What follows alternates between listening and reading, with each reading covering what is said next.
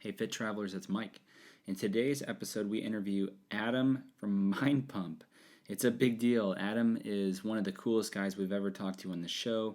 Him and his team at MindPump put out a ton of great content, most of it for free. He wanted me to echo that after we recorded the show, that they have a huge free database, if you will, of information to help you stay fit and healthy on the go. And so we'll tag that in the show notes. Nonetheless, I don't want to ruin this episode for you. I want you to get into it. We really get into Adam's background, how MindPump became what it is, which really brings some connection to all of the content that they put out. And Marissa and I chat with him about everything under the sun. Fitness, nutrition, on the go, favorite places that Adam's traveled, and some really awesome relational stuff too. He shares some really cool insights about his relationship with his wife. And so we're really thrilled and excited to share this episode with you, Adam Schafer from MindPump.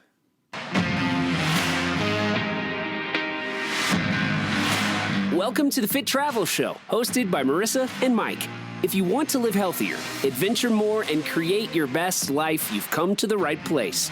Listen in as our special guest shares life-giving tips, strategies, and insights to help you stay fit and healthy on the go.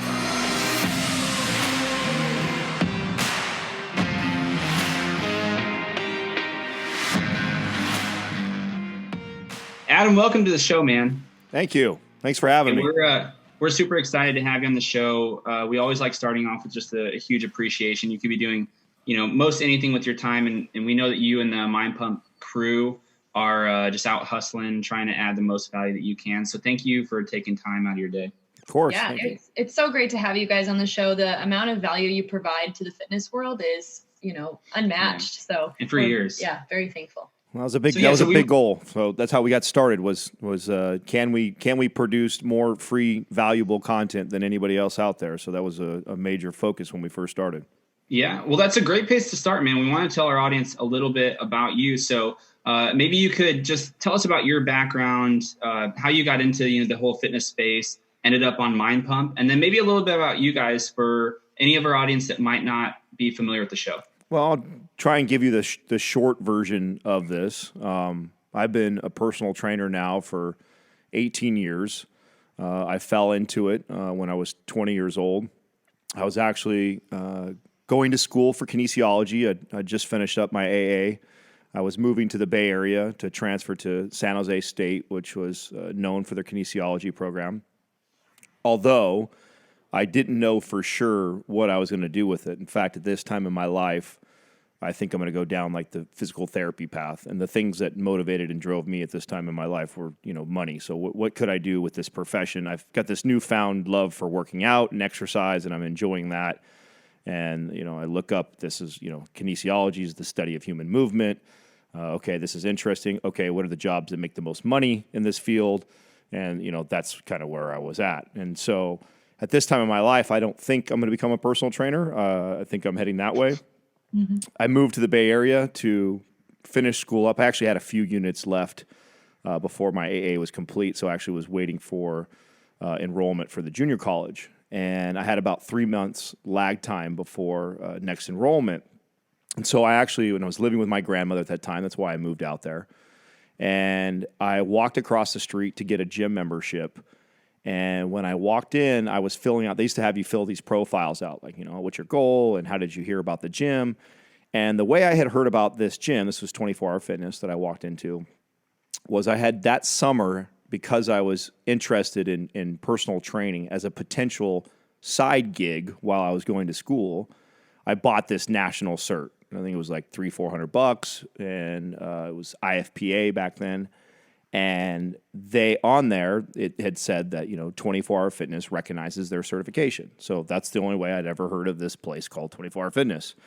And they saw that on the profile, and instantly the sales guy gets up and he runs to the back and he goes and gets the manager. Manager comes forward and says, oh, he wants to talk to me about, he wants to give me a job. He's practically giving me the job before he really even gets to know him. I'm like, geez. I was like, no. I said, you don't understand. I don't have my certification and I don't have my degree. I'm trying to finish that right now. And they asked how I had heard about it, and this is how I heard about you. And he's like, oh, no. Well, we have this 24-hour fitness university here, and we could send you through our thing and get you certified, and you could become a personal trainer now. And I'm like, well, no, I'm here for school, and I don't have any intentions. Well, no, you get a free membership, and you can work whatever hours you want. And this guy's like really selling me on this job, and I'm like, shit, free membership. I can work part-time hours. I wanted to find like a little part-time job anyway, so I had some money. I thought, okay. So I come back the next day and I take this like prereq test and to make sure I know something. And, I pass that and they say, okay, we're going to send you off to school. And I become this personal trainer. No clue what I'm doing. I'm 20 years old. I have, a little bit of anatomy and physiology background. Very, very little, not enough. And now this 24-hour fitness certification and the IFPA certification that I'm working through. And as I'm going through this, every day I'm coming to work, I'm falling more in love with like the job. Like, and I'm the type of person, don't get me wrong, like any job that I do, like I find, I'll find a way to enjoy it. I mean, it's your job. You got to show up there every single day. So, I mean, I was shoveling cow shit for many years and found a way to enjoy that job. Right. So I think that's important. So I'm not fooled that it's like the dream job. It happens to fit really well with me. I meet people every single day. I like to talk. There's a major sales element to it that I didn't realize was going to be there. And naturally that kind of runs in my family, my mom, my dad, my uncle, my grandfather, like, everybody has a sales background. And so, it's in my blood, you could say. And it just came really naturally to me. And every paycheck, while I'm still only working part-time, is more and more money. And for a kid who had moved from the country and was literally shoveling cow shit before this, was, making, I think I worked my way up to $7 an hour, and I started at like $4.50. And so the amount of money that I'm seeing, they started me off, I think I was making $30 an hour plus commission, plus bonuses, plus overrides if you hit certain hour targets. Yep. And they told me when I first got hired, they said like, oh yeah, the more you work, the better. Like it was back then, this was before a lot of the time and labor laws came around and before their big class action lawsuit. And they just told me I could work as much as I wanted to. And I'm like, wait a second, you're going to pay me this much and I can just work as much as I want? So I went bananas. Like I worked every day I could. Like I was in the gym constantly because I loved it. I enjoyed it. And I was making a ton of money. Well, I end up, totally breaking everybody's hearts, my family and everybody that expected me to go finish this degree. I don't do it. And the decision that made me make this, and it was a very hard decision because I moved out to the Bay Area with that intention, was I remember kind of evaluating where my life was. I'm 20 years old. I've got 2 years of college pretty much knocked out already. Here's this opportunity. I'm falling in love with this job. Every paycheck, I'm literally making more and more money. My boss is telling me that I've got all this potential to make six figures, and it's got all this freedom, and I'd be great in this company. And I'm going, okay, I love what I'm doing. They're selling me on this idea. I'm only 20 years old.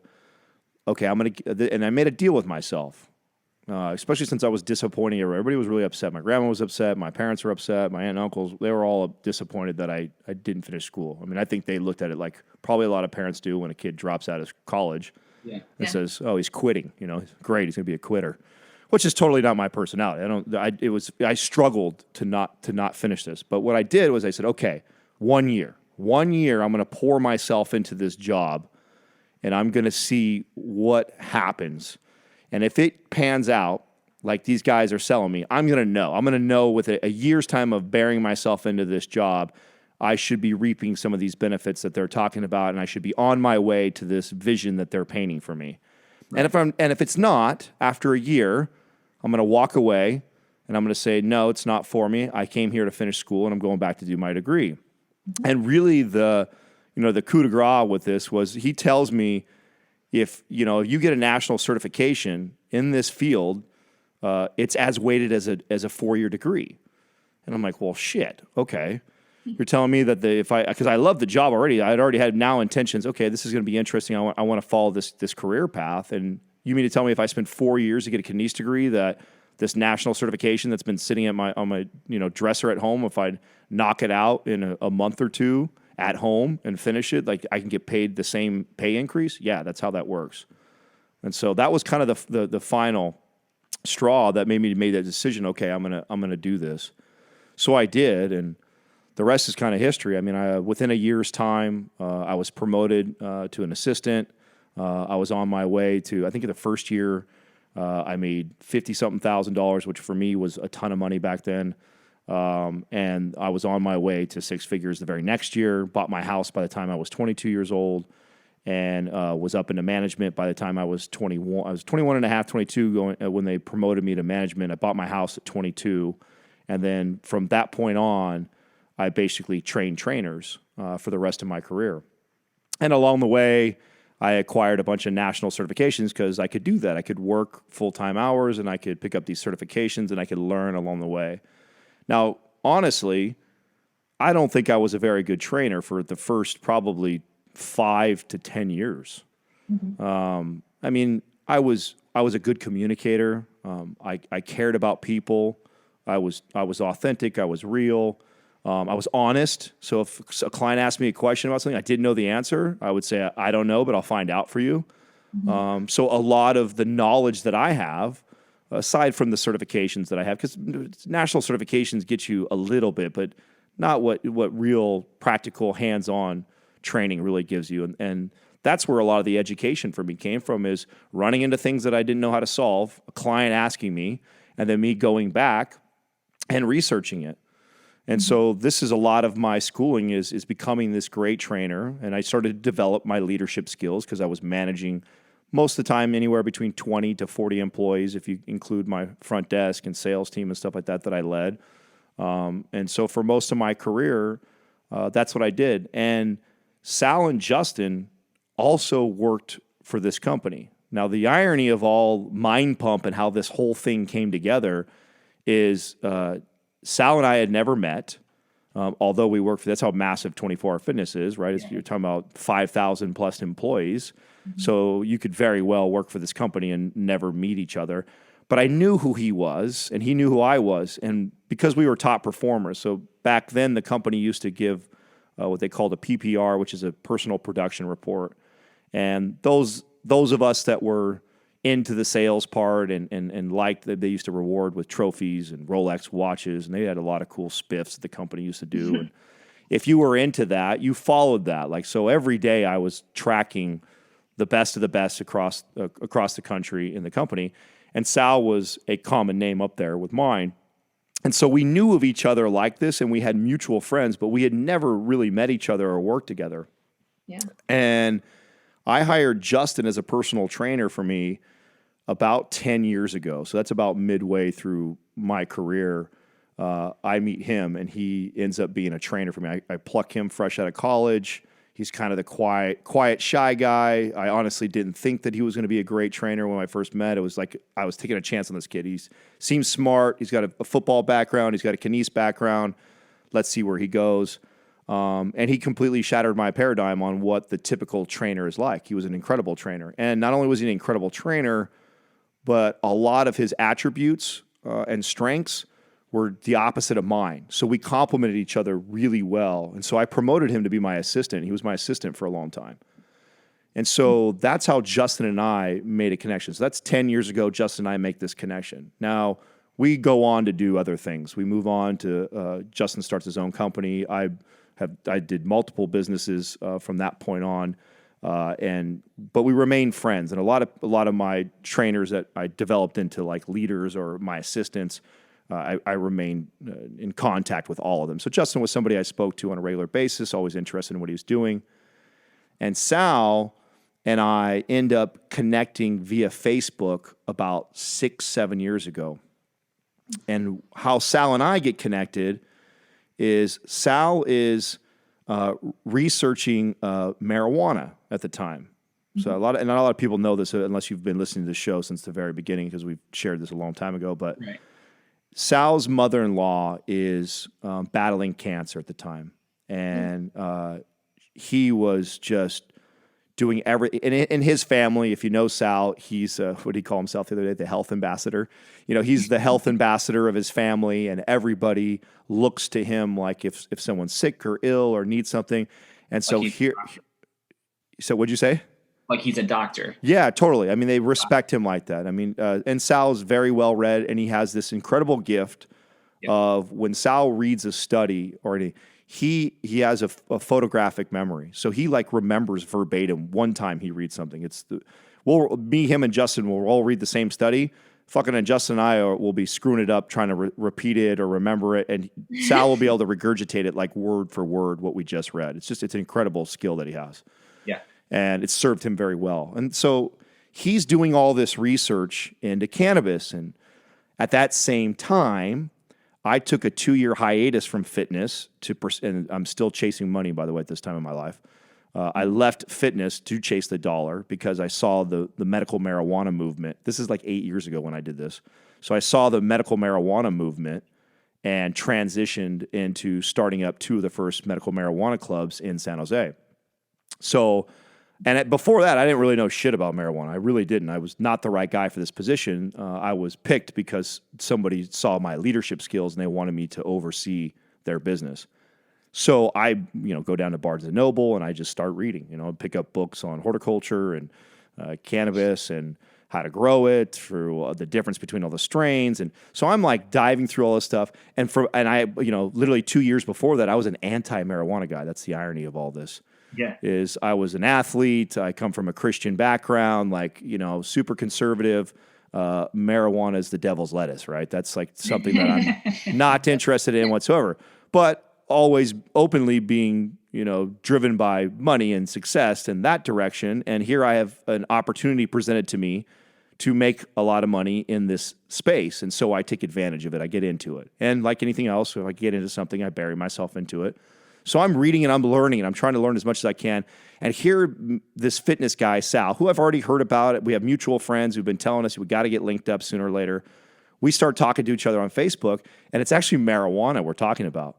And I totally hit it off with him. We both are like, you could tell, when you meet somebody, whether it be virtually or in person, and just the conversations flowing as you're learning about them, you're liking them more and more.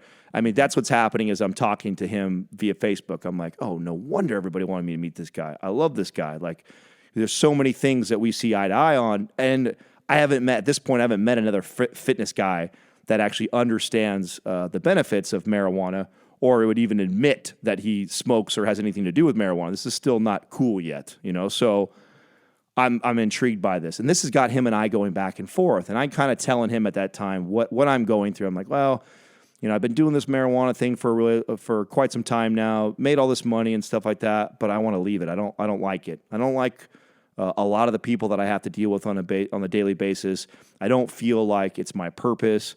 It's not as motivating as fitness was for me. I'm in the worst shape of my life. My relationships with my family and friends are the worst. I just had gone through a breakup. Mind you, I've got the deepest pockets I've ever had. Mm-hmm. And so that was a major pivotal point in my life personally, is I realized at that time that money wasn't the answer. Like that for me, for a long time, coming from where I came from, it doesn't matter how many fucking wise people told me that before. Didn't matter. I need to figure this out for myself. I've got to go reach the top of the mountain, and I'll make that decision if money isn't going to solve all these problems or make me more happy, right? Or right. What's that? I used to post and talk about quotes. People that say money doesn't give you happiness are only said by broke people, right? That's what broke people say, because they don't know, right? So that was my attitude for sure. And then I reached that point, and I realized it's quite the opposite, right? I'm deep as pockets. And I'm the worst health of my life, worst relationships, everything. And so I'm telling him I'm on my way out of this marijuana thing, and I'm coming back to fitness, my passion, my love. I don't need money, so that's not the motivator at all. I'm gonna build or do what I want to do, or what I think the greatest need in this space is. And at that time, I'm telling him that I'm going to build a business around a social media, and I'm going to do it through my Instagram and YouTube at that time. And I tell him it's perfect timing right now because of what you see in the landscape. The most popular people on Facebook and Instagram and Twitter and the fitness space are giving garbage information. And Yep. when I say that, I don't say that like somebody who's hating on somebody else's success. I see that as a businessman who sees an incredible opportunity in a space. I see people that are making millions of dollars that are giving poor information because either one, they lack the education and the experience, or they're still battling some of their own insecurities so bad that they're projecting that out on their audience. And I look at it and I go, oh, this is going to be easy. All I got to do is come into this space, be who I am, be honest, tell the truth, and genuinely help people and share everything that I've learned over the last decade and a half from personal training. And I'm going to use this social media platform. And what perfect timing, because I'm in the worst shape of my life, so I can actually document and share the process. So I tell Sal that this is what I'm doing. And he goes, well, that's crazy because I'm actually building a digital program online with my buddy Doug. And he goes, I would love for you to take a look at it. And so this is when he shares Maps Anabolic with me. And he starts to show me what he's doing. And when I opened up, and him and Doug had already actually started to build out sales funnels, and they had some marketing material that Doug had already created. And it's brilliant. And it's the right message. It's just straightforward. It's the truth. It's counter to what most people are presenting at that time. And I'm like, oh my God, we got to meet. We got to get together. And I tell Sal, bring Doug. I'm going to bring Justin. Justin and I at that time we were a side project and a side story. We're building an app together. And Justin was building the app. All I was really doing was financing it. Like I was busy doing other shit. But so him and I are in contact. And so I'm like, let's the four of us get together. I want you to meet Justin. And really what it is like I told you earlier, is that, Justin really complements a lot of my skill sets, and we do well in business together. And I've already experienced that for many years. And here Sal has this guy, Doug, and we all get together.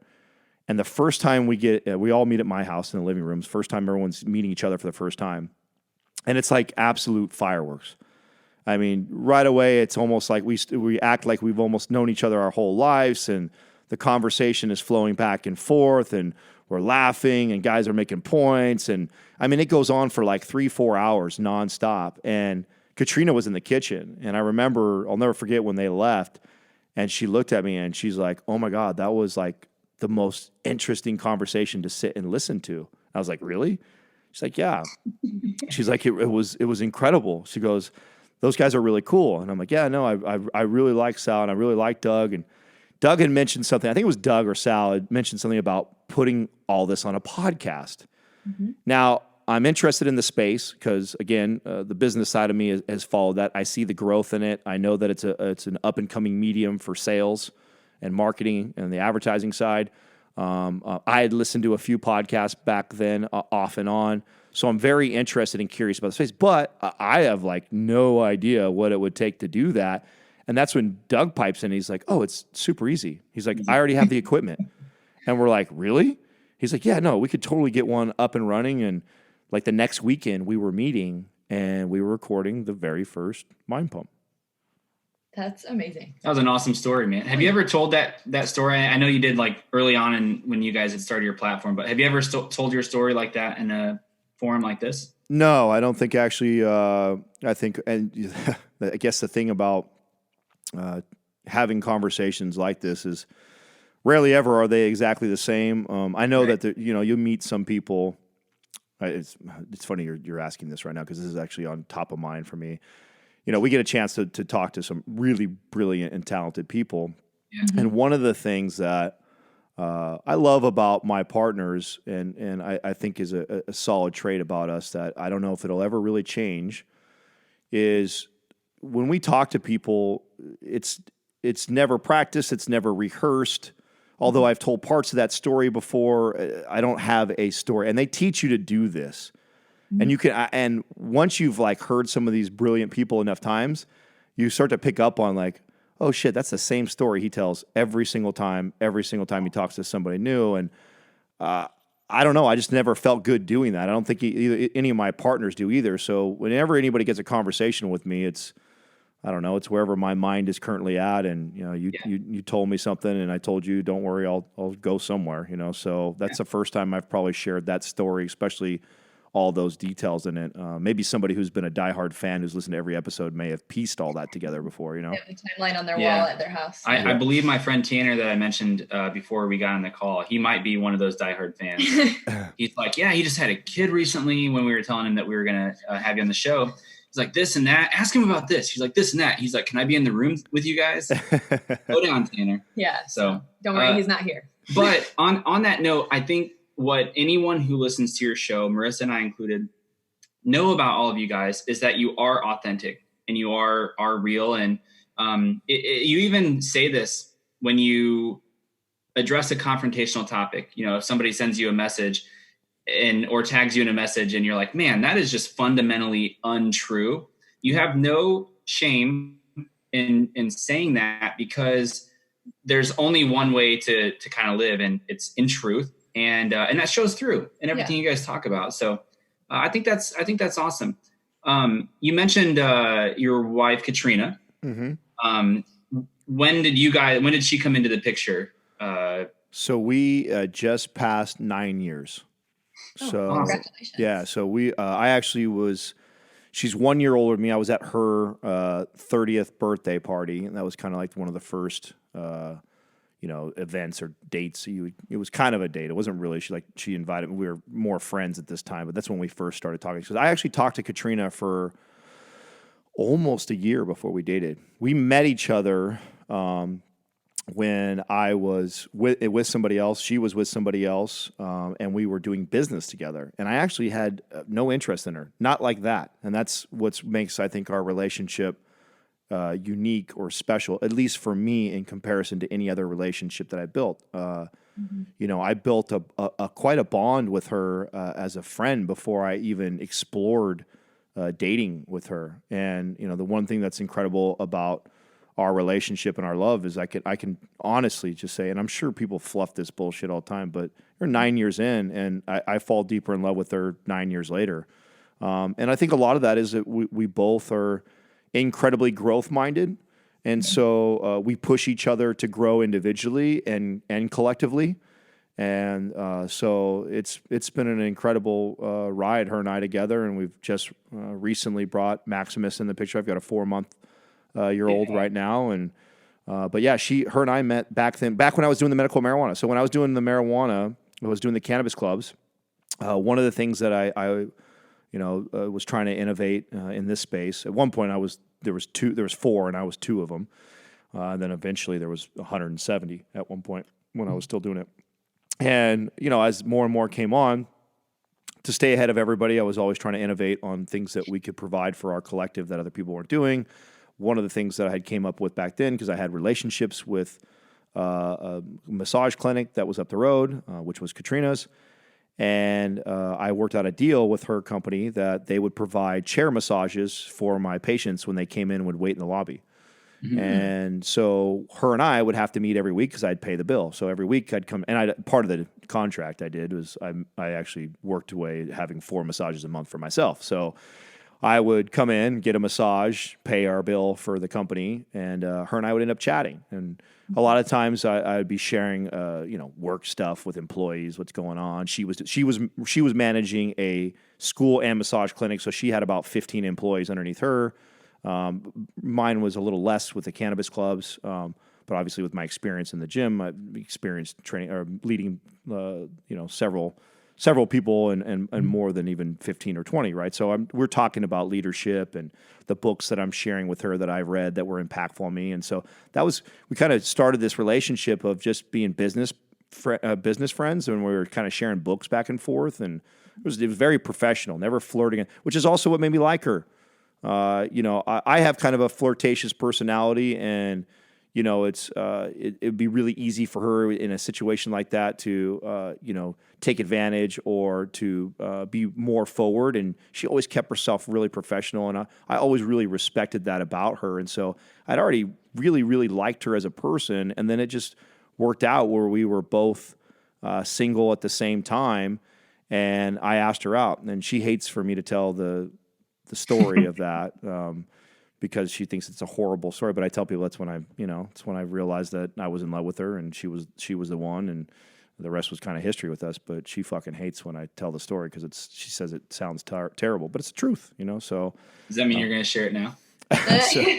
So you haven't heard me. I've told the story a couple times, I think, on the podcast, but that was a long, long time ago. But I had to preface it a little bit so people, as a personal trainer, you know, I and a guy who was insecure myself, I attracted insecure women, models, strippers, playmates, you name it. Like I kind of dated that whole spectrum, and it was totally my MO. And so when I was still working on that as a young kid, and I grew out of that, I started to move away from, you know, wanting to be the daddy figure and role in relationships. And I realized that I was going to need a woman that was really strong and could also be okay with me being a personal trainer where I'm having to train women all the time. And that was a common theme that would happen in relationships as I'd be dating someone.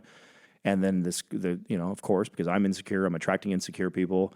I'm training clients, and, you know, girlfriends would just freak out if I have a beautiful lady that I'm training, which is inevitable to happen as a personal trainer. And that would just cause a whole host of stress and shit in my life. It took me 30 years to grow out of this and realize all this, right? And once I finally do, I realize that this has got it. The woman that will finally speak to me, the one that's gonna settle me down, I'll just know because she'll rock my world, and I don't know how it's gonna play out. And, you know, for me, the way it played out was that first night, and, you know, being the guy that I've always been, which is very blunt and straightforward. I call her up and I ask her if she wants to go to the city with me. We just hit a big milestone at work, my partner and I, when we were running the cannabis clubs, and we were going to celebrate.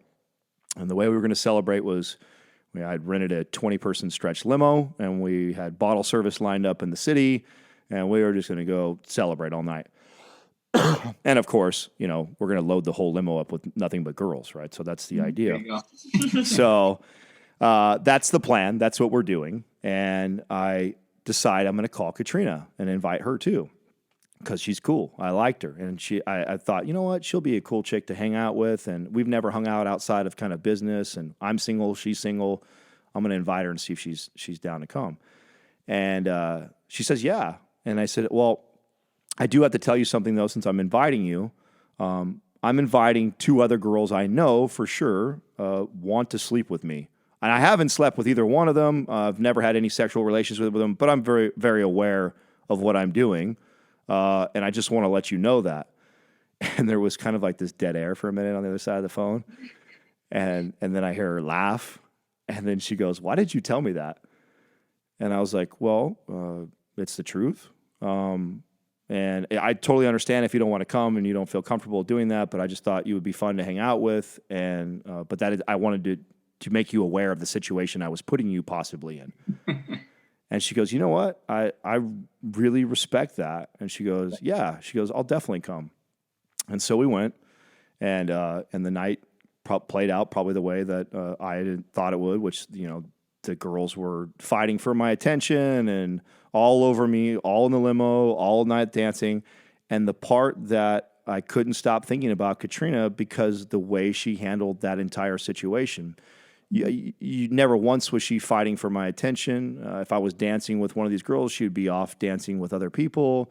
But then she didn't intentionally, she wasn't passive aggressive and then avoid me. If I was nearby her and dancing and having a good time with her, she would be, or she was talking with me in the limo, like just complete. Meanwhile, these other 2 girls you could see were just getting catty over each other. Like you could see they were fighting for attention, and if I gave one more attention to the other one was trying to come over the top of the other. It was a mess between the 2 of them. And the whole time I'm totally curious of like, where's Katrina at? What's she doing? And, you know, at the end of the night, I don't go home with anyone. I actually go home by myself. And I call Katrina the next day. And that was the moment for me that I knew that she was really special. And she, of course, you can imagine, hates me telling that fucking story. But when people ask me, like, you know, how did you know with her? Of all the things her and I have done together, especially early on when we first met, nothing was that impactful as that moment, because I've dated a lot of different girls, and I've been in a lot of weird situations like that, and I've never once seen a woman handle herself like that, and I was so attracted to that equality that I had to know more, and Yeah. that's kind of what started it all. That's awesome. So one more question about, Katrina, you guys, Maximus. So you guys were together for almost a decade before 9 years. 9 years. So Maximus is 4 months old, and we just hit 9 years. So, at the 8-year mark, and a lot of us getting pregnant at this point had to do with her age. She's 39. Uh-huh. So to be honest, if it was up to me, or if she was 27, we probably wouldn't have had Maximus yet. But I knew that this was the woman that I'd spend the rest of my life with. I knew this is the woman that I wanted to raise a child with. But to be honest, just 2 years ago, I was very hard on, I don't want to have a kid yet. And a lot of that has to do with like where we're currently at in our life financially and stuff. I mean, when I left the medical marijuana business, I also sold my place. I moved in with her for about 2 years. I lived off of my savings to kind of to build what would end up being the foundation to what later would become MindPump. And so I'm nowhere near the place, or I wasn't near the place where I was previously before that. And I was like, I want to be in a place financially where, if you want to work, you can work. If you don't want to work, you don't have to. If you want a nanny, if we want to put our kid in private school, I don't want to have to stress about those things. So for me, it was very important that we were in that place. And to be honest, when we first started trying for Maximus, there was a little bit like for me where I was like, damn, even though we're trying right now, I hope he doesn't quite come yet. I hope we're almost there. MindPump's about to make that turn. It was early years. Her and I were already talking about it, and I didn't want to yet. And it's really beautiful how it all worked out, because by the time that he did arrive and where MindPump currently is and everything, I mean, she has the option to work or not work if she doesn't want to. She has a nanny to support her. And we're in that position, but I wasn't up until that point. And so that was really important to me. And that's the only reason why we waited that long. A lot of people, I think, thought, I definitely had friends and people connect to me that thought, oh, he's got commitment issues. And it's not that. What I have issues from being a child who, is no stranger to welfare and food stamps and being evicted from homes and, electricity being turned off in your house. Like, that's what the fuck I got. I've got that in me, and I'm very aware of that. That's part of where my drive and motivation comes from. So that was something that was, hey, when I'm going to bring a child into this world, I can control how much we're set up. So there's certain things that we don't have to stress with. Doesn't mean life is going to be perfect. Doesn't mean we're not going to hit obstacles. Doesn't mean there's not going to be challenges in life. But these are controllable things that I know that I could set myself up. So we'll never have a fight. Honey, I don't want to work. I want to be home with our son. Fine, do that. Or honey, I need help and assistance. You're not home enough because you're working so much. Here's a nanny. Like, I want to be able to be in that position. And so it all ended up working out. But, 6 years ago, we weren't in that position. Right. So in that 9 years, was it just you guys hustling, growing the business, growing MindPump, or were you guys able to explore? Were you guys able to do a lot of fun things before you guys brought Maximus into the world? Oh yeah, no, it reminds you, like, my insecurity of, you have to imagine somebody who's really scared or insecure about being broke. Of course, I'm on the far extreme of trying to. So broke to me means I don't have, fucking $100,000 in my account. Means I don't, like that. Because I know it's an issue, right? I understand that. Like, that's.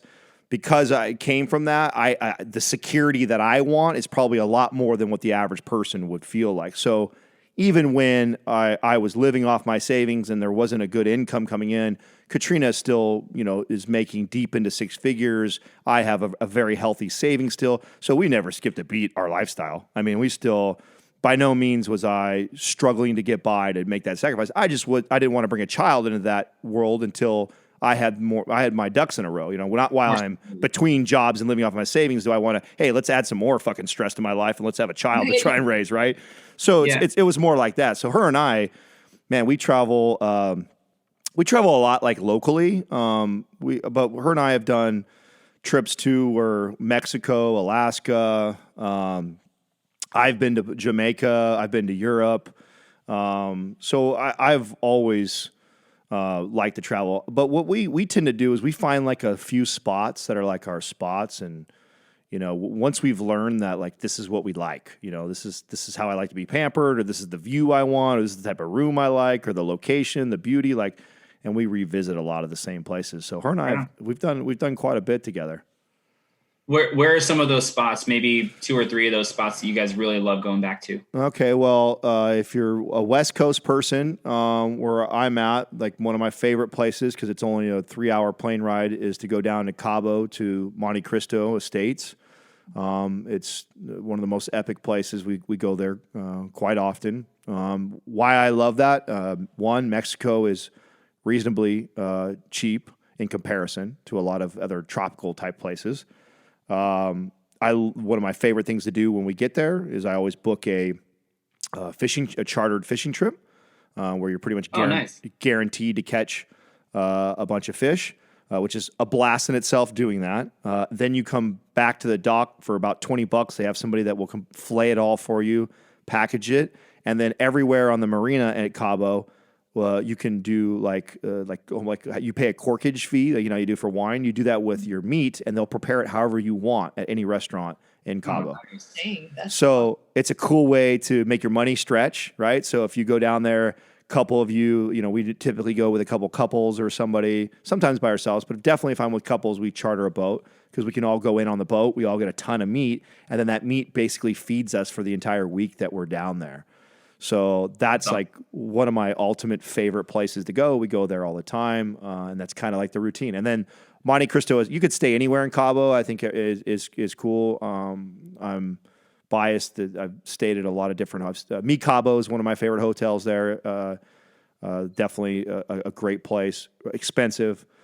Monte Cristo Estates, though, you have your own like villa / house. It's like a 4-bedroom kind of mini mansion filled with an infinity pool and a jacuzzi on the second floor. And you're basically on a hillside facing the ocean. So when you're laying in your pool, you're looking at this infinity pool and goes into looking like you're looking in the ocean. So, and you can, if you're at certain times of the year, you can whale watch from your pool or in your kitchen while you're having dinner, and it's beautiful. It's beautiful. And for me, the experience, you can do it. Monte Cristo Estates is kind of expensive, but in comparison to a lot of other places, like traveling to Europe is ridiculous. Oh, yeah. That can get, how expensive that can be, right? So, going down to Cabo is actually a pretty cool place. There you go. That's one of my favorite. I think Jamaica is one of the most underrated places. Just because the sandy beaches and the Ocho Rios is where I've stayed there. And I'm trying to think of the hotel I really like, and it's right next to the Sandals, Royal Plantation. Yes, that's right. Yeah. Royal Plantation at Ocho Rios, epic. It's in a movie. I forget what movie it is. It's the one with Robin Williams where he plays like the priest or whatever, and he marries, I forget the other guy's name. It's an incredible hotel. You have your own private beach there, and every hotel room is it's a V, and it's only like 100 rooms. So every room is ocean view, and it's massive. And they do this, and the reason why I like Jamaica, I've been to Hawaii I think 7 times, and 7 or 8 times to Hawaii and most of the islands there, or at least the main ones, right? And I love Hawaii, and I have a lot I could share about that all day. But I think why I lean towards like Cabo and Jamaica is I feel like your dollar goes so much further there, and the service, like Jamaica's service, I've never found anything like it anywhere else that I've traveled in the world. Like you can't do anything without somebody like sprinting out of the corner to come like pick it up for you or help you move it or go run and get something for you. Like, and they don't take tips.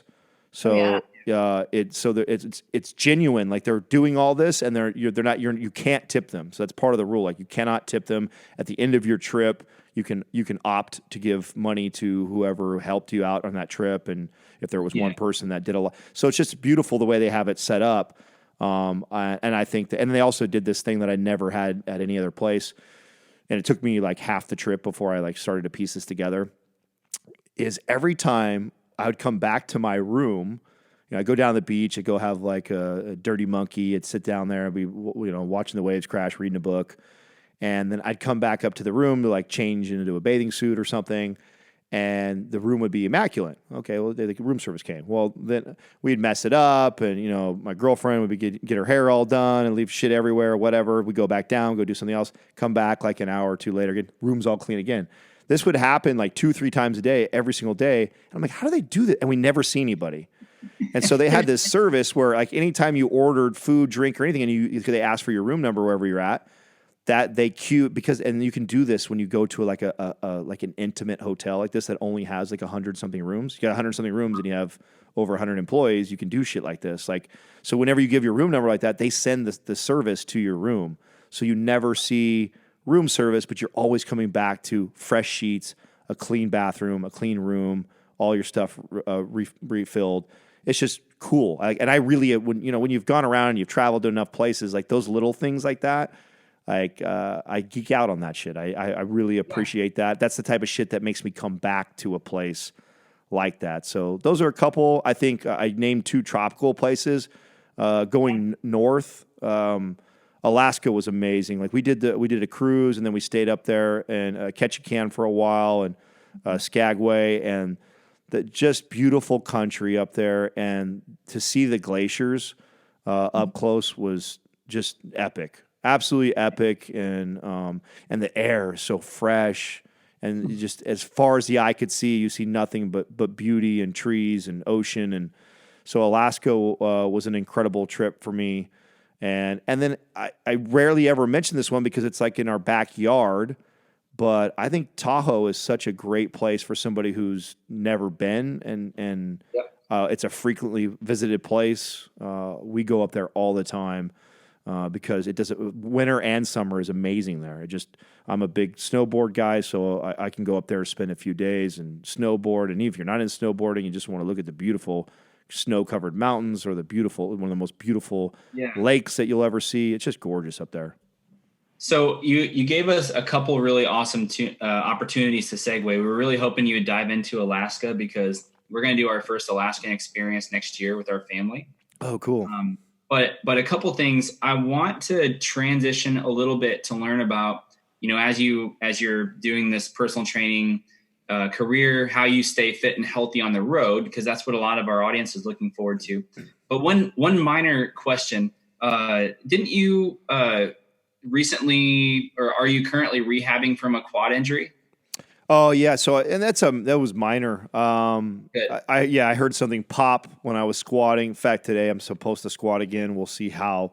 I haven't squatted since then. It was last week, but I mean I've been doing like some soft tissue work, and I seem to be better. It wasn't like a major injury like my Achilles or my ACL, which I've blown both of those. So this, good. Yeah, this wasn't as bad. Since you're healthy, then I just wanted to offer, because I listened to the episode when you talked about your injury and you said, man, it was such a silly thing that happened. So if you are interested, I do have an alibi that might help if you want to tell a different story about your injury. Yeah, let's hear it.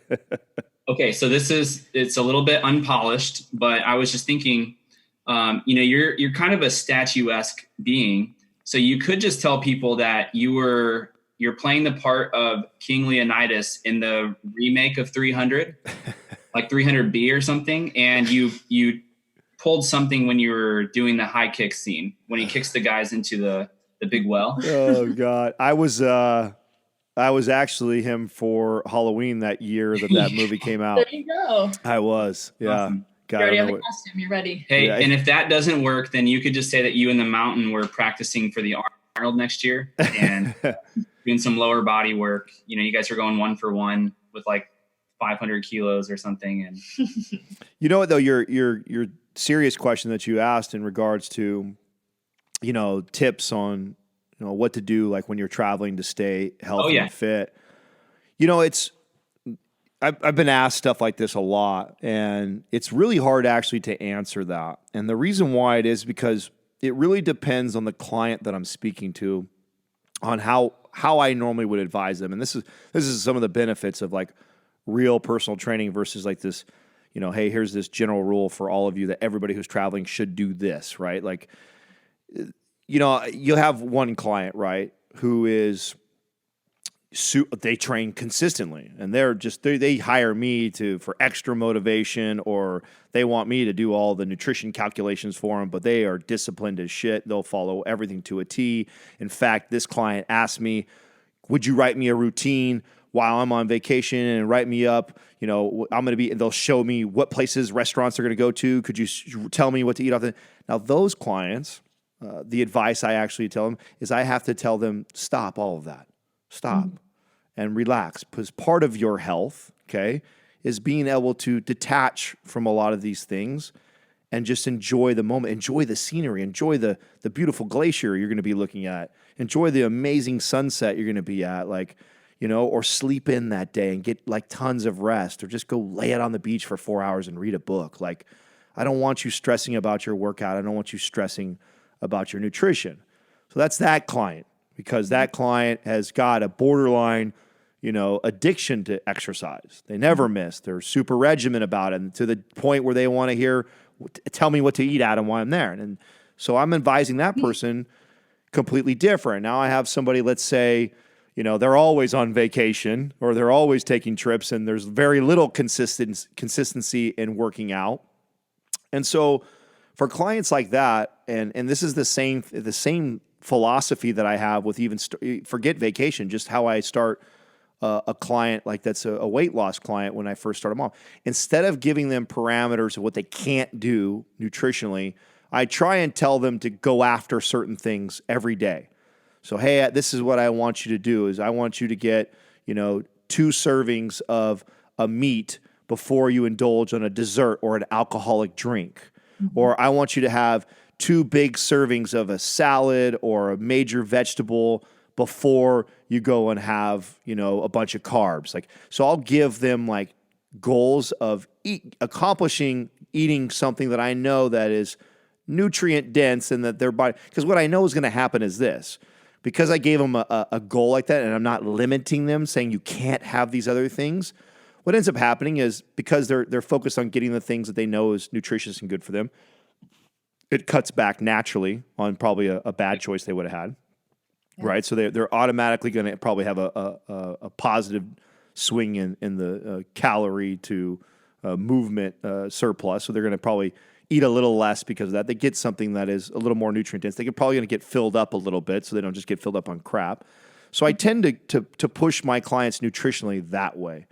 Because again, even this client who maybe has less consistency as the other client, I still, I'm still a big fan of becoming very present in the moment of what you're doing, especially when you're doing things like this. I think more often than not, because of the world we live in today where we're connected to everybody, which is an amazing thing that we have this, but it also distracts us a lot from being very present in the moment we are and present with the people that we're around. And the last thing I want my client doing is, entering their macros into their Fat Secret app, or writing down something, or stressing about, oh, I can't have this, I'm going to do that, when they need to learn to detach from the electronics, pay attention to the spouse or family member or friend that they're currently there in that moment. Because and Sal just brought this Harvard study up just the other day about they're now saying that as far as your health and longevity, that relationship surpasses diet by itself, exercise by itself, as the number one contributor to that. So if you got your diet all dialed in perfect, you got your exercise routine in perfect, but then you're totally distracted from the person you love, or the person you're there to connect with, or the moment you're trying to be in at this beautiful, amazing place, then you're kind of defeating the purpose, right, of that trip. So I'm very careful on how I communicate these things. Now, I think there's some really good, easy habits, if you're out in a beautiful place like Alaska, and when you get up to Skagway or Ketchikan or any of those places that you're heading up that way, like anywhere up in Alaska, just the outdoors is beautiful. And so, like when Katrina and I up there, we chose to do things that were active and physical. We were sitting on a boat for X amount of hours. Now, when we get out, instead of going and sitting down doing something else, let's go take an adventurous hike. that's going to take us 3 hours to do. Like, we're going to burn a ton of calories doing something like that. I mean, a lot of people, when you go to Hawaii and you climb Diamond's Peak, choose to do things on these trips that not only give you all these other great benefits of enjoyment, but also maybe benefits you health-wise because you're staying active. And then if you're going to make decisions, because it's inevitable, it's vacation, and I'm not saying that you shouldn't relax too and lay down or lay on a beach for 4 or 5 hours, be mindful of that. Be mindful that you're less active. Let that be the day that, and this is how I like to incorporate tools like intermittent fasting. So intermittent fasting exploded on the scene. Well, it's been around since the 70s, but it exploded again on the scene in the last 5 years. And now everybody's doing it, and everyone has a way to do it better, and there's books around it, and all this shit, right? And everyone's using it as a fat loss tool, and it's like, no. That's not a healthy relationship to have with it. I don't think you should do it that way. I think it's more about your relationship with food and knowing how to disconnect from that, and that you're not really that hungry. And it teaches people that when you start to make yourself restrict from eating, you realize oh shit, I wasn't really hungry. I was just craving something. Mm-hmm. So here's a place where I like to use a tool like intermittent fasting. I'm going to lay out at the beach for 4 hours. Well, and tonight I want to enjoy dinner and drinks and things like that. Well, I'm going to incorporate intermittent fasting for that morning because I'm not moving. I'm just laying around and I don't need the additional calories. And it's not like a huge sacrifice for me not to drink the Mai Tai while I'm reading the book. I can read a book and just enjoy the book and not have an alcoholic beverage. I can wait for my alcoholic beverage later on that evening when I'm having dinner and I'm socializing with other people. So there's things like that I teach clients to be mindful of those things when you're on a trip. Are you doing, and then, hey, we just did a 3.5 hour hike, in Alaska. I come back down, you bet your ass I'm having Dungeness crab, I'm dipping it in butter, I'm having French fries, and then I might even have a dessert on my way out. Why? I just burned fucking 4,000 calories. That's right. You earned it. Right. If there's going to be a time that I indulge a little bit, because hell, I'm on vacation, right? I'm going to be mindful of those decisions. I think people are just so disconnected of these moments that they have in their life. And I know your guys' podcast is around traveling, but I think this applies in every day. It's just learning to be aware of what you're, and the irony is that the more aware you become of this, the more you start to realize that you make the worst choices at the worst time. And you make the best choices at the least important time. Yeah. So you start to notice that, holy shit, when I'm lazy, watching TV, being mindless, that's when I start shoveling all the M&Ms and the popcorn and the candy. And before I know it, I just crushed 3,000 calories binge watching my 3 favorite Netflix series. And that is what we did earlier today. Right. Right. That's the absolute worst time to do that. Now, if you just, like I said, got done kayaking across Lake Tahoe for 2 hours, and you come in and you decide to have some fried calamari, and great time to do that. Yeah. That's a great. Yeah. So just learning when you're on these trips to become mindful of your activity level. Try and I encourage all clients to pick, and most of my clients, that's not hard to ask them to go for a hike or a walk or kayaking or doing something like that. And I prefer them to do things like that than go in some gym under some fucking fake fluorescent light and follow your routine that you were following with me when you were seeing me. No. I mean, yeah. 100%.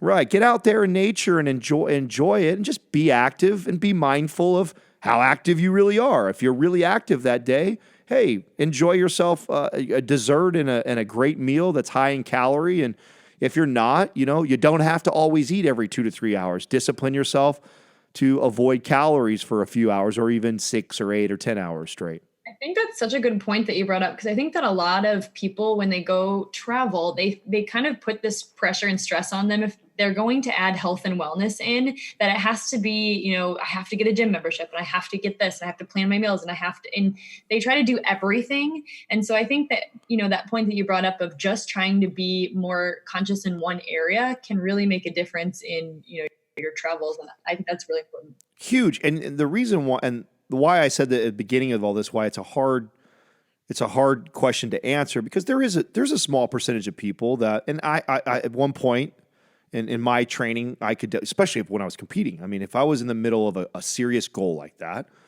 where every workout, every meal I ate mattered, and I was going to be judged upon it within 2 or 3 months, totally different answer. I mean, and I am going to go under those fluorescent lines, and I am going to train. Part of that is I have a bigger goal that I'm excited about, that I'm working towards, that I'm consistent. And, sometimes people make their, I want to lose 30 pounds, or I want to build my chest or my arms or my butt or what like that.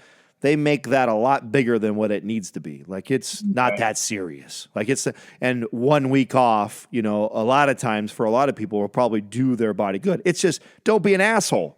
Don't go from, going to the gym and eating really good to now like, fuck it all off. And now you're not moving, and now you're just putting, and here's the thing. If you're listening and you're somebody who does that, this is somebody who really needs to work on their relationship with food. Right. You have a binge and the binge restrict type of relationship with food, and it's a very even if you're fit and listening, it doesn't mean you have a great relationship with food just because you are fit. That just means you have discipline to restrict from eating things, and you have to ask yourself, do you fall into this category of I'm restricting and I'm dialed in, and then I go off the wagon and I fucking binge? That is not a healthy long-term relationship with food. And somewhere you need to find a blend there where you give yourself a little more freedom and latitude when you're, quote unquote, on one and you're consistent, and learn how to integrate the foods, the pleasures, the things that you like within your normal routines. Therefore, when you go off and you go vacation, it doesn't need to be so extreme. It's normal. Right. You normally have you integrate these things that you enjoy and like already into your life, so you don't feel like you've been restricting so long and now you got to go crazy because you have this 1 week window of this vacation or less. And we see that more often than not in personal training. And those clients, those are the ones that I'm trying to always work on their relationship with food first. Right. So you brought up a really good point too, Adam. Although our platform is based around staying fit and healthy while traveling, ironically, especially when it comes to nutrition, most of what we talk about is preparing at home. Yeah, right. Absolutely. Where most of the content that we share, most of the resources that we share say, step number 1, before you start thinking about what you're going to do on the road, like what meals you're going to have, where you're going to eat, whatever, you should establish a habit back home, because inevitably you're going to be out of your element, and stress is going to increase if you aren't mindful and in the moment. So that's not step number 1. Step number 1 starts long before you get there. 100%. Marissa wants to learn a little bit about your nutritional philosophy. You brought up intermittent fasting a minute ago. Did you have anything? I was just going to say, we've been kind of inundated lately with, keto and with, all sorts of, keto, what else? Plant-based diets and, every other diet craze. And obviously you guys talk a lot about this on your podcast, but your personal nutritional philosophy, I'd be interested to hear it, because I have a feeling that it would be very interesting. Well, sure it is. Because all of that's bullshit. It's all bullshit.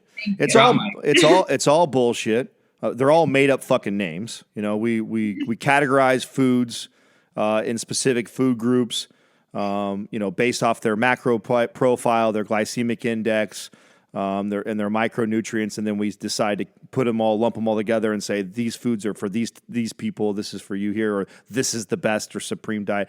At the end of the day, it's all true and it's all wrong. And what I mean by that is, for every person that will ever come to you and tell you that, holy shit, the ketogenic diet has completely changed my life, it's been the best thing for me, I'll show you this another person that said, holy shit, the vegan diet was the most amazing diet for me, changed my life.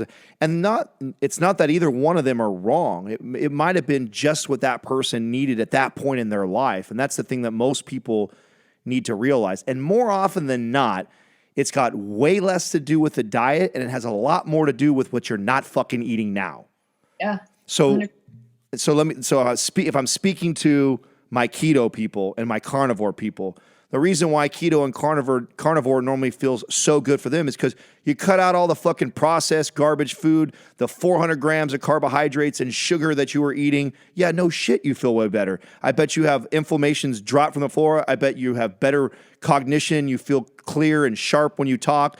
Like, yeah, and it's also high-fat protein type of diets are more satiating, so you're probably eating reduced calories, which means you probably lost body fat, which means holy shit, it worked for you. But it's not the diet that worked for you. It's what you eliminated in your previous diet, which was a no diet, eat whatever the fuck you want diet. And you now are you following parameters that eliminate common foods that are inflammatory or cause bloat or poor digestion, or a lot of people have allergies to. You all of a sudden eliminate those and you feel much better. Or you potentially kick up now because you're eating, if you're a carnivore keto person I'm talking to, you're eating probably a higher amount of fats, a higher amount of protein that you weren't before.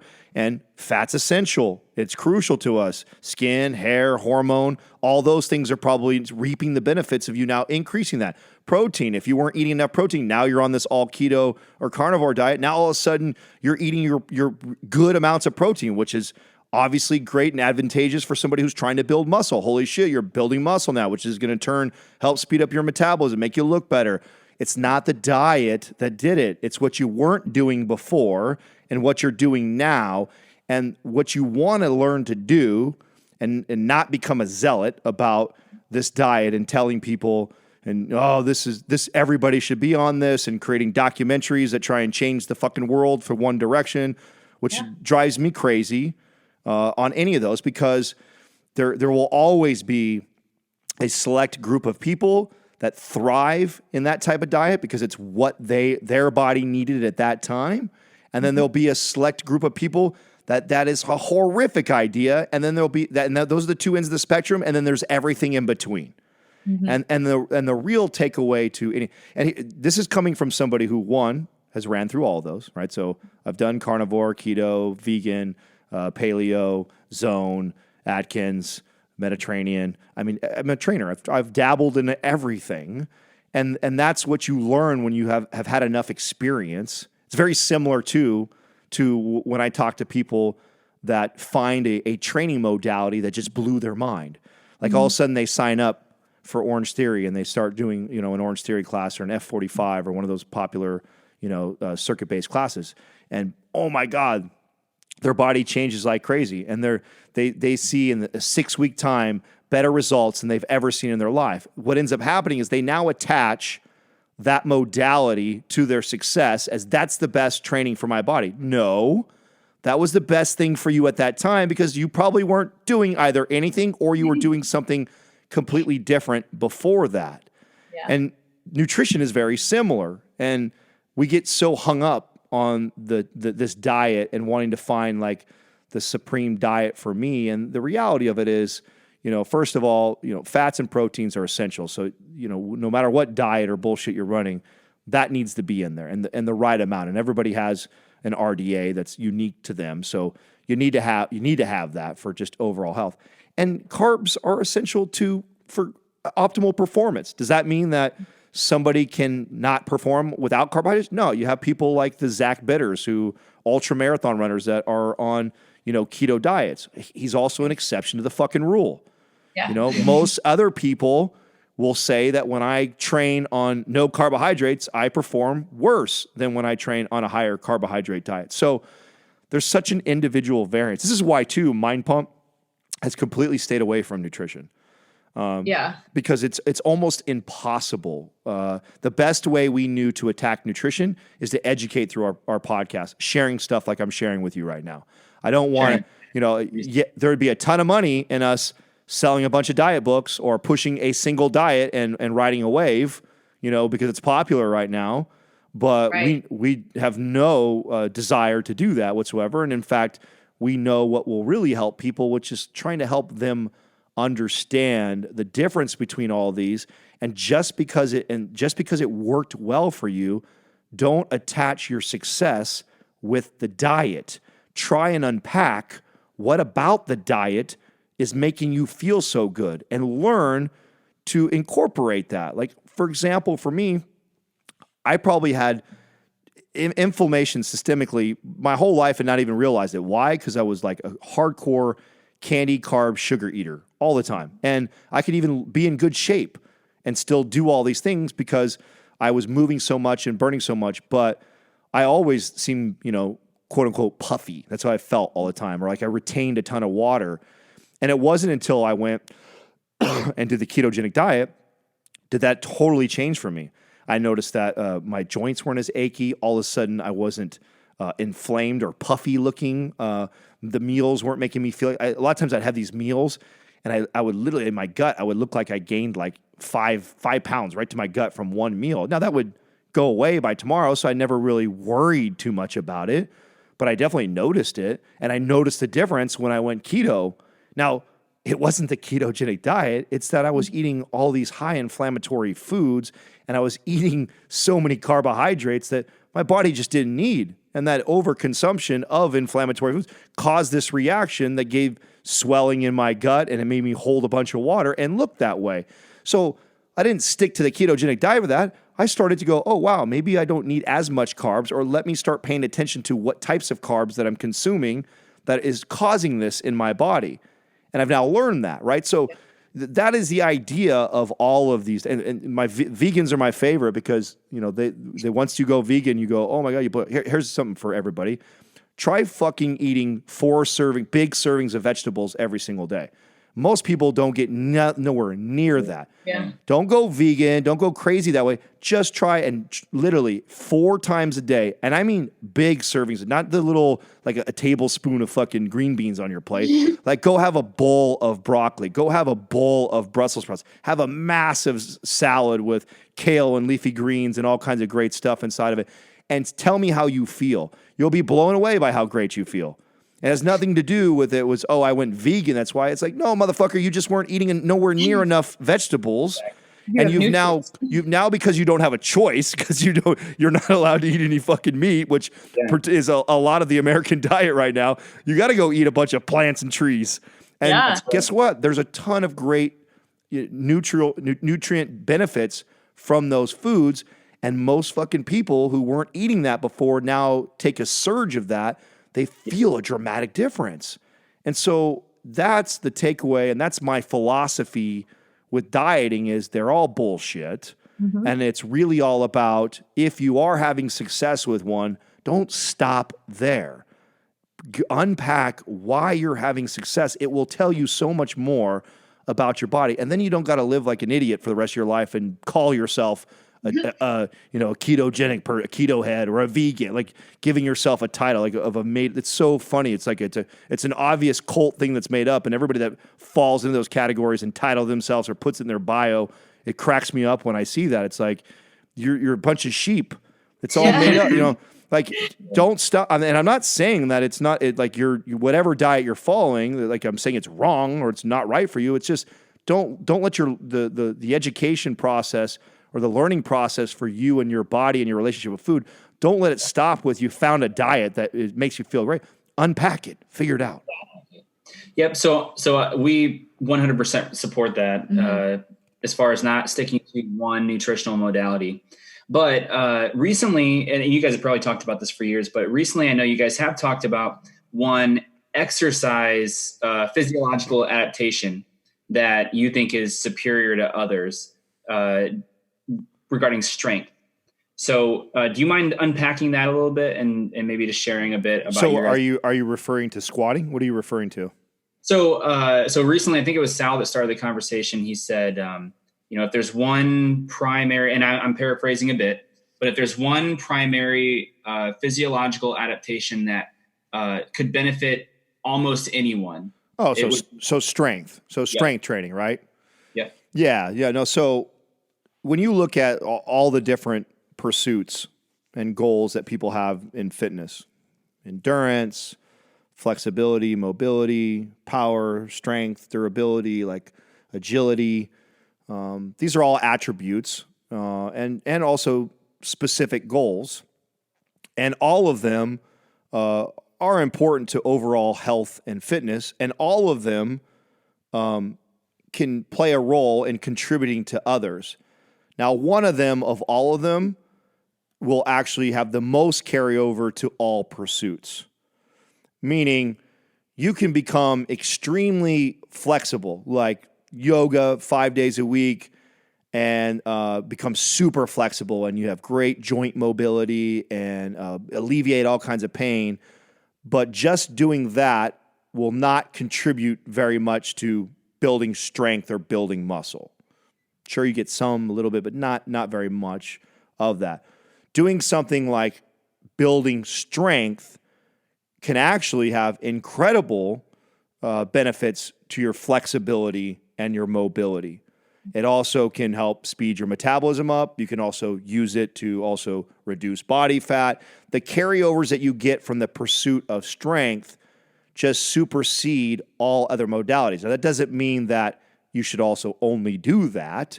It just means that when we were talking about that, we're trying to make the case to a lot of people that neglect that part of training.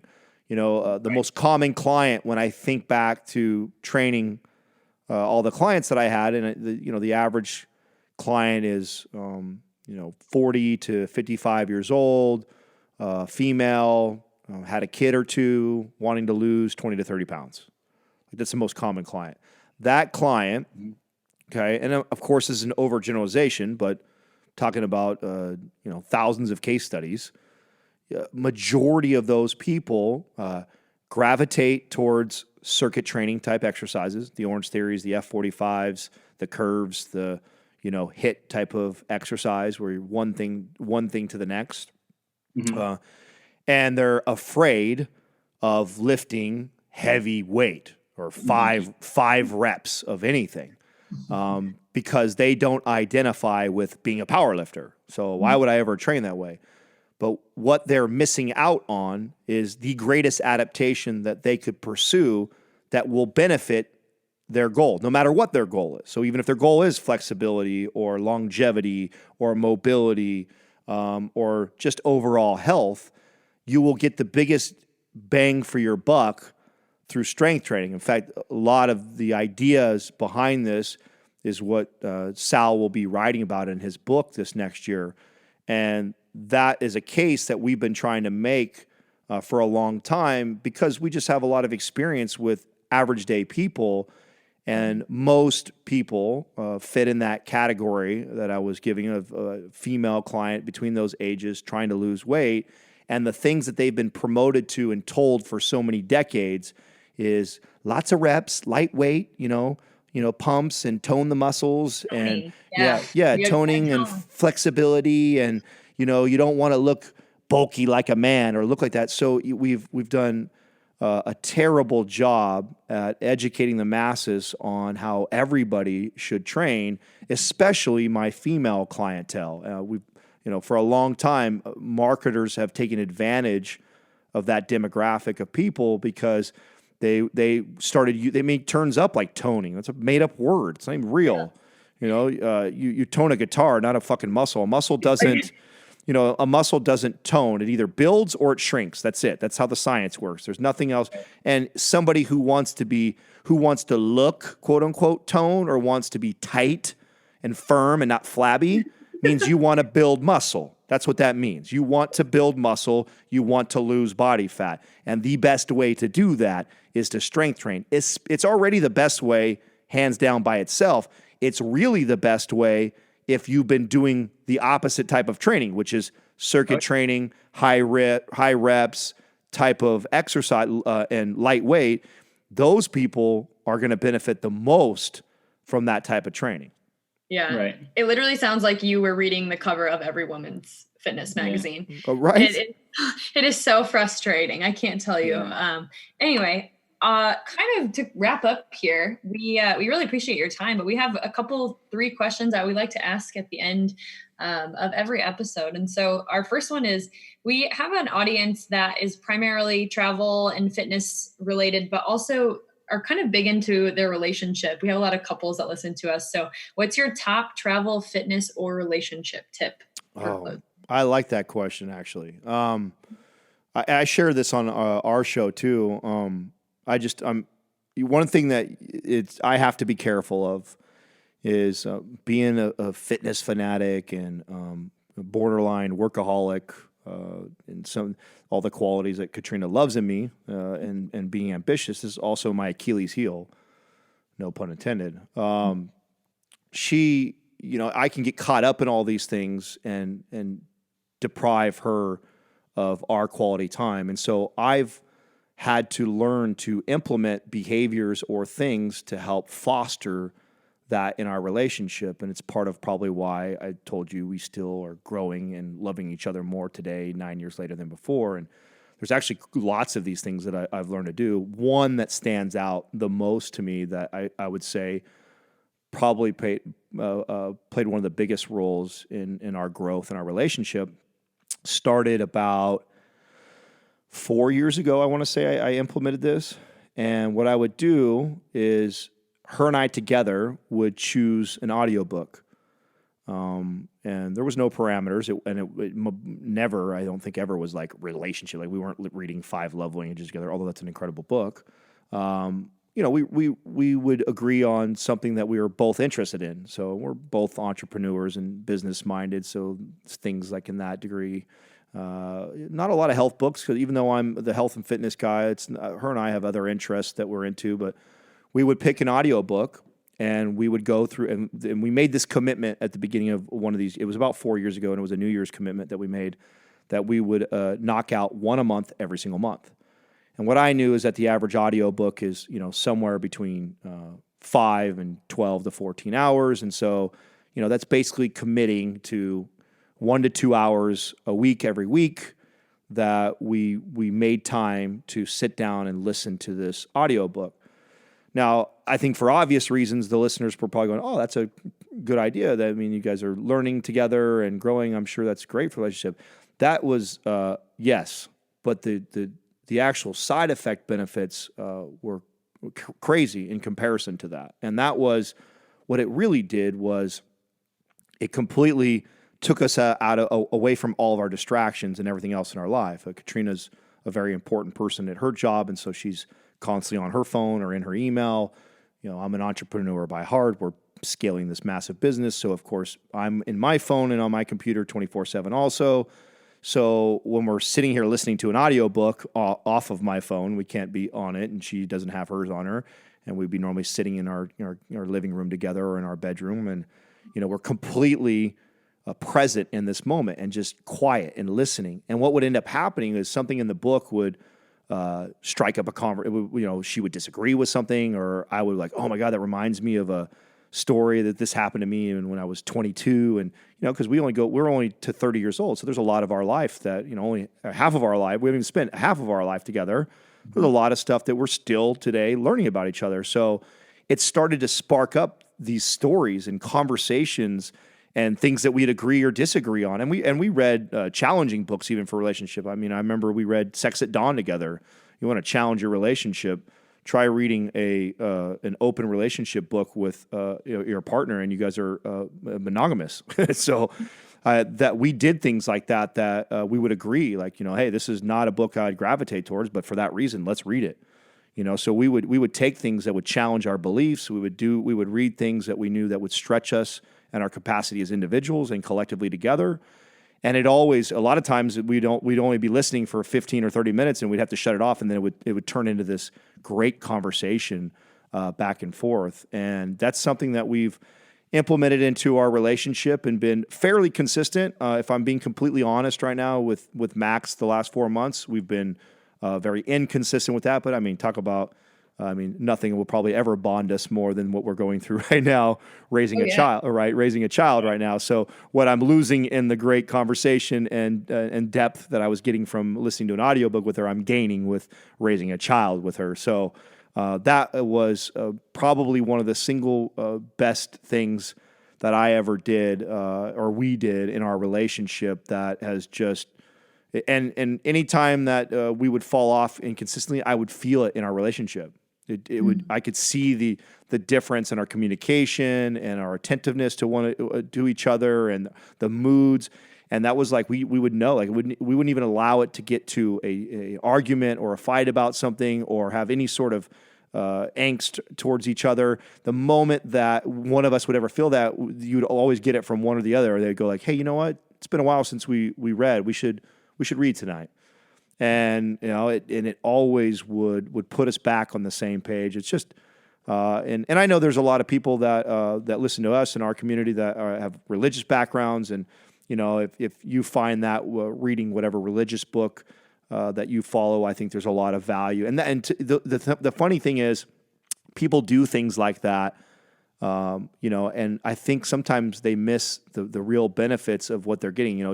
I was raised in a Christian home, so we were taught, evening devotionals and stuff like that. But I never would have thought to look at it on the benefits of what doing something with my partner like that, what it would, besides the lesson you're getting in the book. Like, it's less about the book. It really is in that situation. It's more about what you're creating with the two of you together. And the same thing goes for the books that we chose to listen to, read. Great, we learned, we grew from them. But at the end of the day, some of the best that came from it was the pause that was hit, and then the deep conversation that would happen. And I've shared on the podcast more often than not, it led to an incredibly intimate night also. So it was such a huge pivotal thing that in our relationship that we implemented, that anytime someone asked me a good question like that, I love to share that because it was such a game changer for me. That's awesome. So Adam, we want to let you kind of close out the show. I have two forward-thinking questions. Kind of separate topics, but what's your dream destination? So maybe somewhere that you, Katrina, Maximus, and if you guys plan to have any other kids, where you guys would want to go anytime in the future. And then what's a project you guys have either coming out soon, or maybe it's something that you guys are working on now that you're looking forward to or that excites you the most? To answer the travel question, Italy's on my radar. That's a must. And when, I'm not sure when we'll do it. I don't think Katrina has any desire to fly that far with Maximus quite yet. But I would love to get out there, and I'd love to give like a 2-week trip out there. And I'd love to take one of my friends, or Sal, who's, has got family back there and is familiar with it. There's nothing better than traveling to another country with somebody who's familiar with that country. 100%. Yeah. So I'm sure when that time comes, we'll probably do a family thing where my family or all of the MindPump family goes with Sal and we go out there. I think that's probably next on our radar as far as traveling goes. And then what's MindPump up to? MindPump is up to a bunch of things. What I'm probably most excited about is probably the most boring for the person that's listening, or the laborious stuff that most people probably don't like to deal with, but that's the stuff that I geek out on. I think that's where really good businesses are made, is the grunt work and the shit that makes the big difference and takes a long time to build out. And so what we've been building this whole time that we've been doing MindPump is, the most valuable part about what we have is our listenership, our audience, our contacts. And the most important thing that we can do is to find out more about them and serve them better and come from that place. And so a lot of people don't know, but when you buy one of our programs, part of why we have such a low return rate on it, because we offer a 30-day money-back guarantee on anybody. We believe in what we're giving to people is that game changer for them, that they'll see the results. And it's really high price comparison. But the reason why the return rate is so low is that we have customer service on the back end that's incredible. If somebody ever has a question about the program, or they need a modification of the exercise, or something hurts, they email into us, and not only will they get a response that day, but they'll get something personalized. And a lot of times they'll get a vidyard or a video straight from Sal or Justin or I. And this has been being done for the last almost 2.5, 3 years now, that we've been creating this on our back end on HubSpot, our CRM. And what we're doing is we're starting to, categorize and segment our audience. So we have so much free content that it's nearly impossible. Definitely, if you came into our ecosystem, if you're listening, you've never heard who the hell I am, and you decided to drop in to our ecosystem, I would never try and sell you a program. I'd say go take advantage of all the free stuff. Most people will never be able to consume all the great free content we've provided. And so we're now at a place where there's so much of that it's impossible to consume. Now, how can we get more hyper-focused on serving people the content that they're looking for or they want? And that's part of that process on the back end that we're building out, is making sure that we're starting to segment our audience. And examples of that for the geeks like me who like this stuff is, we have on mindpumpfree.com, we have all of these free guides. And, one's like, for losing inches around your waist, one's for building your quads, one's for building your arms, one's for mobility, one's for how to squat like a pro.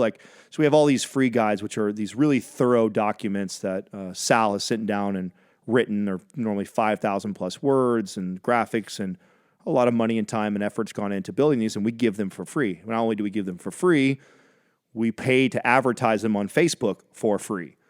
And and we get them out to as many people as we can. Well, then what that does is now brings that person into our ecosystem. And I know that the girl who downloaded the butt guide is going to want to receive different content than the guy who downloaded the build your arms guide. Right. And so, and because I have so much content for each of those people, we've got probably dozens of blogs, we have dozens of episodes, we have dozens of YouTube videos, we have dozens of white papers, newsletters that pertain to those people specifically.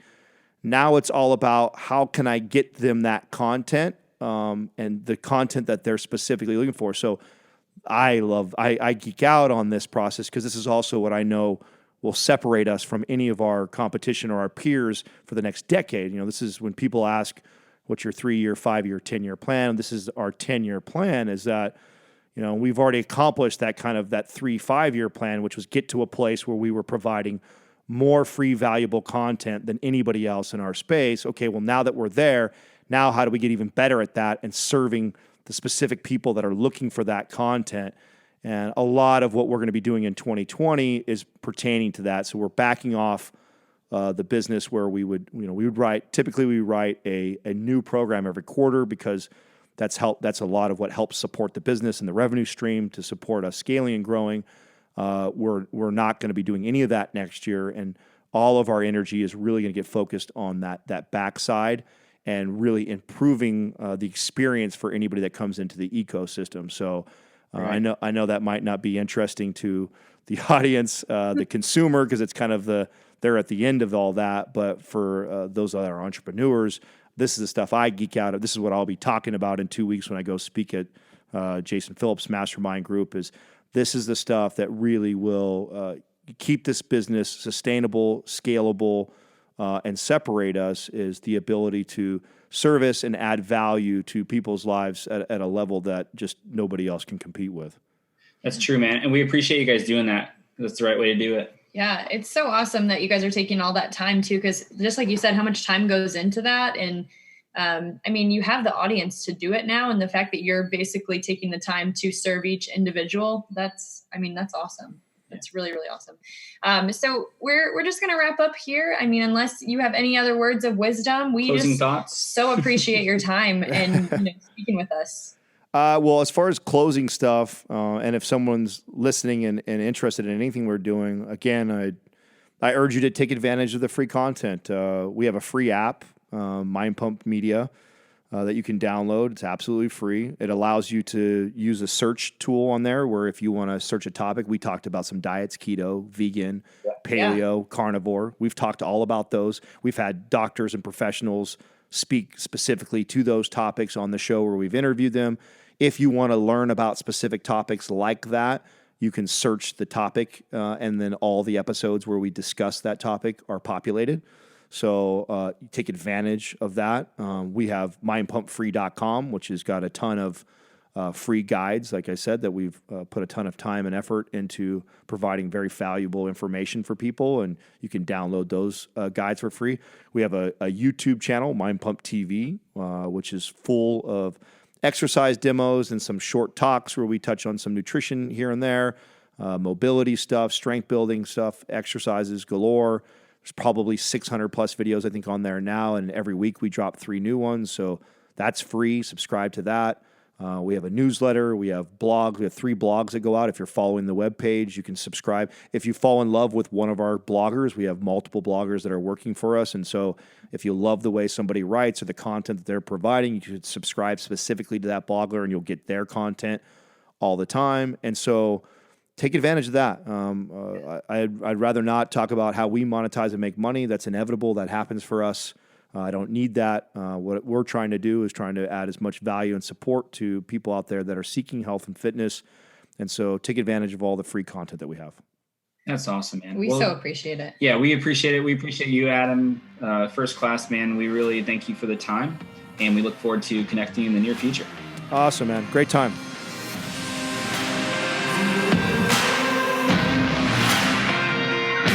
Thanks for listening to the Fit Travel Show hosted by Marissa and Mike. If this show has impacted you in any way, share this episode with a friend or a family member that could use some words of encouragement. Again, thanks for listening, and we look forward to having you back on the next episode of the Fit Travel Show. Stay adventurous and be well.